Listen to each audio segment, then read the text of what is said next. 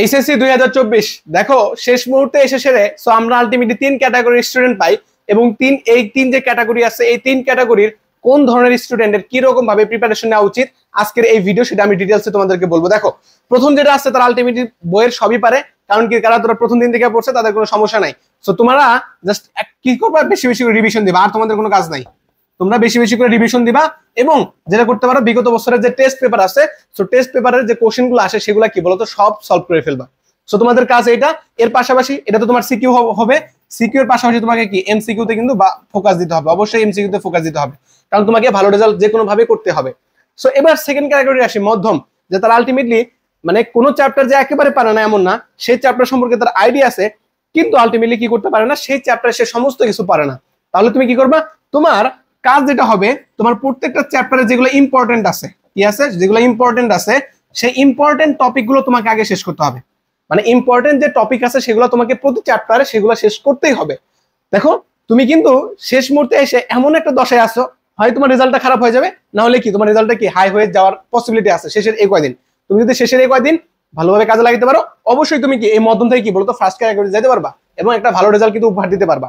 দেখো মধ্যম ক্যাটাগরি বললাম কি তোমরা ইম্পর্টেন্ট যে টপিকগুলো আছে সেগুলো অবশ্যই পড়বা এবং এগুলো যখন পড়া শেষ তোমাকে কি করতে হবে বলতো, তোমাকে এমসিকিউর জন্য কি করতে হবে বলতো, বেশি বেশি করে বিগত বছরে যে আমাদের বোর্ডের যে কোশ্চেনগুলো আসছিল এবং যে টাইপের গুলো আসছিল সেগুলো কি বলতো সলভ করতে হবে। তাহলে তুমি কি আশা করি শেষ মুহূর্তে যদি তুমি মিনিমাম 12 থেকে 13 ঘন্টা করে পড়তে পারো, আশা করি তুমি কি বলতো মধ্যম ক্যাটাগরি থেকে তুমি কি ভালো যেতে পারবা এবং কি তোমার রেজাল্টটা ভালো করতে পারবা।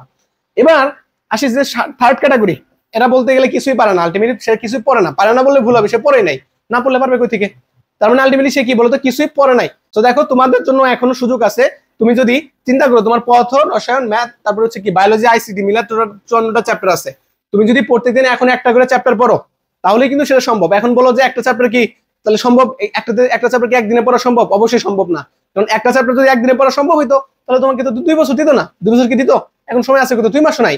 সো তাহলে কি করতে হবে, তোমাকে অবশ্যই অন্য কোনো টেকনিক অবলম্বন করতে হবে, কারণ তুমি তো চাইলে কি প্রত্যেকটা চ্যাপ্টার পড়তে পারবে না, এটা অসম্ভব, বুঝতে পারতেছো?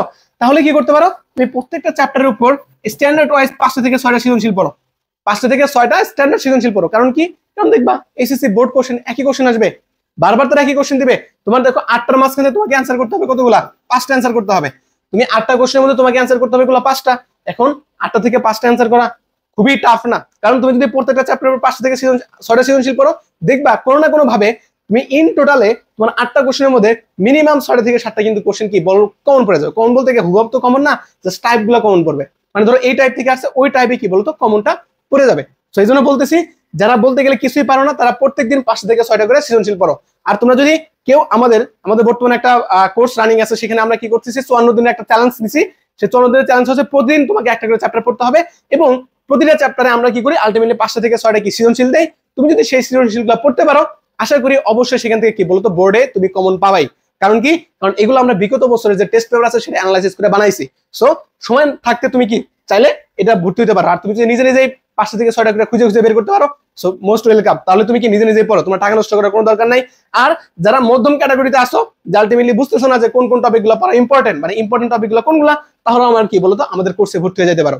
সো এই তো ছিল, আমরা তোমাদেরকে বলবো এই 2 ক্যাটাগরি তোমাদের কিন্তু ভালো করার এখনো টাইম আছে। হয় তুমি কি করো প্রতিদিন বাসায় বসে 12 থেকে 13 ঘন্টা করে পড়ো, ইম্পর্টেন্ট টপিকগুলো টেস্ট পেপার দিয়ে খুঁজে খুঁজে বের করে পড়ো, অথবা চাইলে আমাদের কি কোর্সে ভর্তি হয়ে যেতে পারো। সো তোমার হাতে 2টা অপশন আছে, তুমি যেটা বেটার মনে করো তুমি সেটা করতে পারো।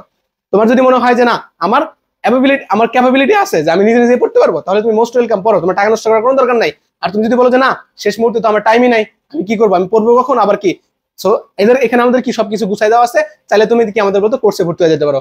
আর কোর্সে ভর্তি হওয়ার জন্য এই নাম্বার দেওয়া আছে, এই নাম্বারে আমাদের SMS করতে পারো। সো ঠিক আছে, সবাই ভালো করে পড়ো, ভালো একটা রেজাল্ট ছিনিয়ে আনো।